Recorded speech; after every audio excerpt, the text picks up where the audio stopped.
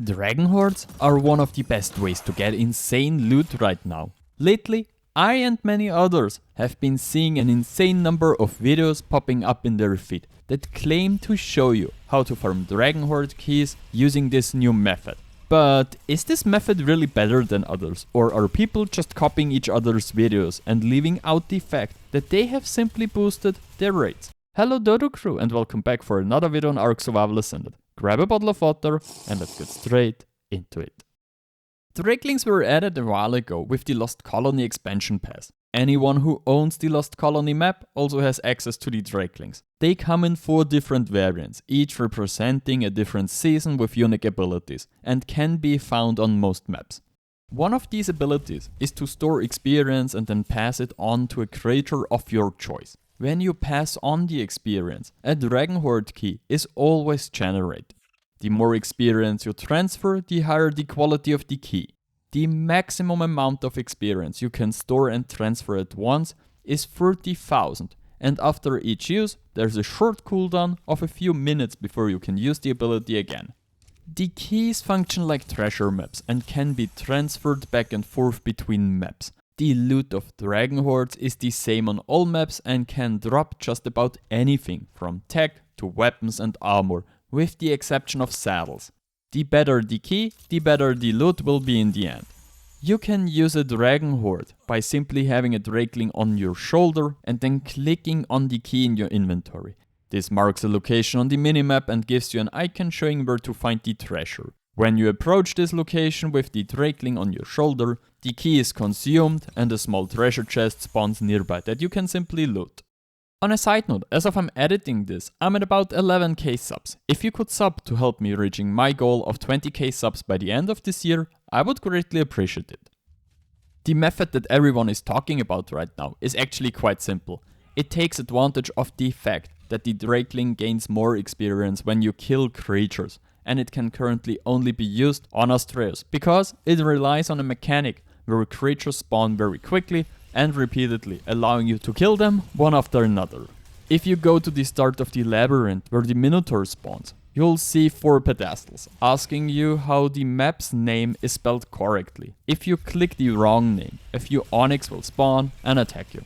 But if you bring a creature and a Drakeling into the labyrinth, you can easily kill these Onyx for experience and keep getting keys. So much for the Fury. For this method, it is best to set up a small base in front of the cave and have a bunch of Drakelings that you can rotate through to get the most out of your cooldowns. The problem though, is that the cave itself is a no building area, so you have to build a small base a short distance outside the cave and keep running back and forth or bring a cart with some shoulder pad displays with you.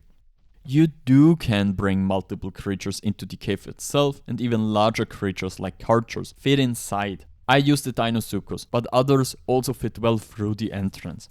With your Drakeling on your shoulder, click one of the wrong answers and spam it as fast as possible to spawn as many Onyx as possible. Before they attack you, jump onto your creature and kill them for experience, and as soon as your Drakeling is full, give the experience to a creature and you'll get a new key. So far so good.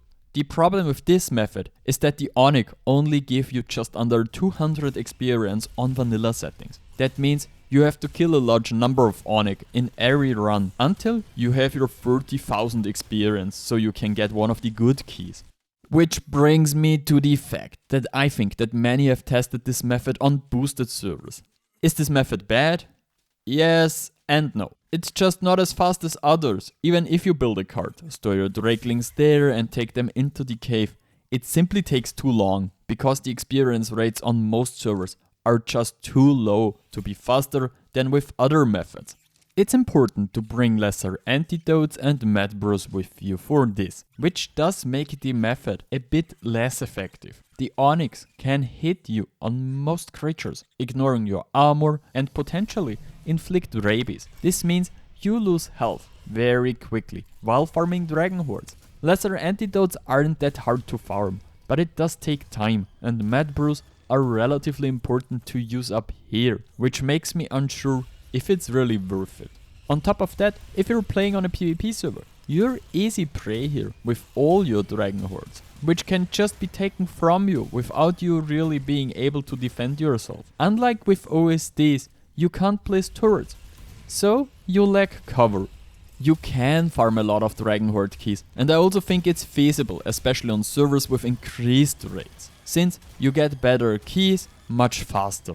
On top of that, you could also farm a lot of hide and meat, which is nice, but honestly, there are better methods. If you actually want to test some of this yourself, I highly recommend checking out RTR. RTR is one of my favorite PvP wipe clusters right now. They offer cross-play PvP wipe clusters, active admins, a really nice community, balanced rates depending on your tribe size, and regular events to keep the servers active and competitive. And if PvP isn't your thing, they also have PvE clusters where you can just chill, build, breed, and progress at your own pace. If you want to check out their shop, you can use the code Frodo20 for 20% off your first purchase, or the code Frodo for 5% of any future purchases.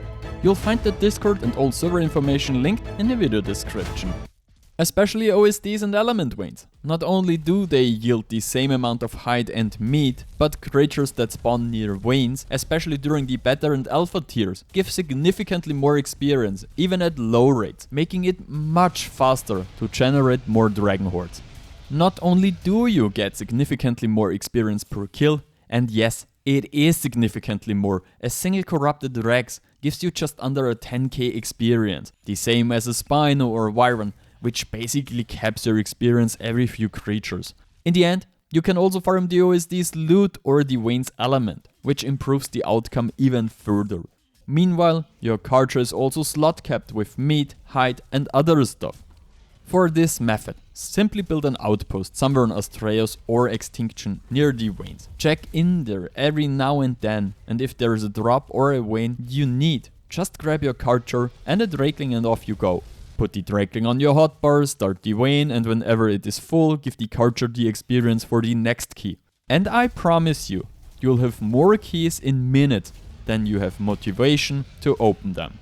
Especially with legendary OSDs, you not only get more loot with every wave, but you also get multiple keys per wave, which makes it super easy to farm a ton of loot, and I'm not sure if the Labyrinth method is really as good as others claim. But what do you think? Is the Labyrinth method better than OSDs? Or are some people just too lazy to hop on their charger and actually do OSDs and Vaynes? Let me know in the comments. And if you want to know where most of the OSDs and Vaynes are and the easiest way to get their loot, check out the video in the info box. I hope you liked this video, and I'm thrilled to read if this video has helped you. Hit the like button, leave a comment below for the algorithm, and consider subbing to the channel.